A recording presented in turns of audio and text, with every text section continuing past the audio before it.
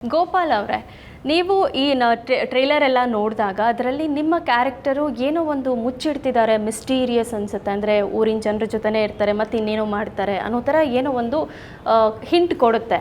ನೀವು ಈ ಸಿನಿಮಾದಲ್ಲಿ ಯಾವ ಥರದ ಪಾತ್ರ, ಅಂದರೆ ನೀವು ಪೊಲೀಸಾ ಅಥವಾ ನೀವೇ ಕಳ್ಳನ ಅಥವಾ ನೀವೇ ತಪ್ಪು ಮಾಡ್ತಿದ್ದೀರಾ, ನಿಮ್ಮ ಪಾತ್ರದ ಬಗ್ಗೆ ಹೇಳೋದಾದರೆ?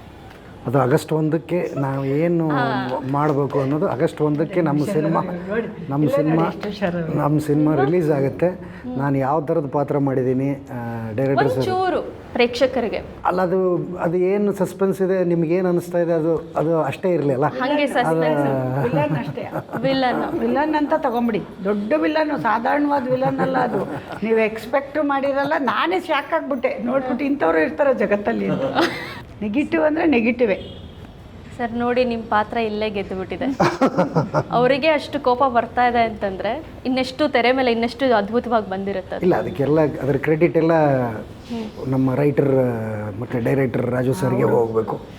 ಅವರಿಗೆ ಹೀಗೆ ಬರಬೇಕು ಅಂತಿತ್ತು. ಕೋ ಆ್ಯಕ್ಟ್ರಸ್ಸು ಪೃಥ್ವಿಯವರಾಗಲಿ ಅಥವಾ ಕಾವ್ಯ ಅವರಾಗಲಿ, ರಾಜೇಶ್ ಸರ್ ಇದ್ದಾರೆ, ನನಗೆ ಭಾಳ ಮೆಚ್ಚಿನ ನಟ ಅವರು. ಅವರು ನಮ್ಮ ರಾಜೇಶ್ ಸರ್ ಅಂತೂ ಅದ್ಭುತವಾಗಿ ಮಾಡವ್ರೆ. ಅವ್ರು ಅದ್ಭುತ ಅಂದರೆ ನಾನು ನಿಜವಾಗ್ಲೂ ಅವರು ಸ್ವಲ್ಪ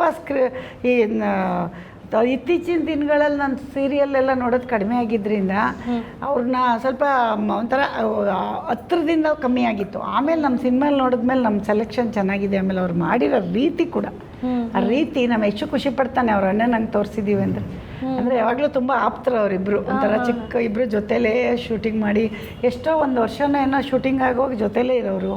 ಅಲ್ಲೂ ಹಿಂಗೆ ಒಂದು ಮನೆಯಲ್ಲೆಲ್ಲ ಇರೋರು. ನಮ್ಮ ಎಷ್ಟು ಇಷ್ಟ ಆಗುತ್ತೆ. ನಮಗೆ ಆ ಭಯನೇ ಅಲ್ವೇನಮ್ಮ, ಏನಾದರೂ ಹಂಗಿಂಗೆ ತೋರಿಸ್ಬಿಟ್ರೆ. ಇವಾಗ ಯಾರ ಮನೇಲೇ ಆಗಲಿ, ಬೇರೆಯವ್ರ ಮನೇಲಿ ಬೈತೀವಿ, ನಮ್ಮ ಮನೇಲಿ ಮಾಡಿರ್ ಬಿಡ್ತಾನ ಅಂತ ಹೇಳ್ಬಿಟ್ಟು ರಾಜೇಶ್ ಅವರಂತೂ ಅದ್ಭುತವಾಗಿ ಕಾಣಿಸ್ತಾರೆ.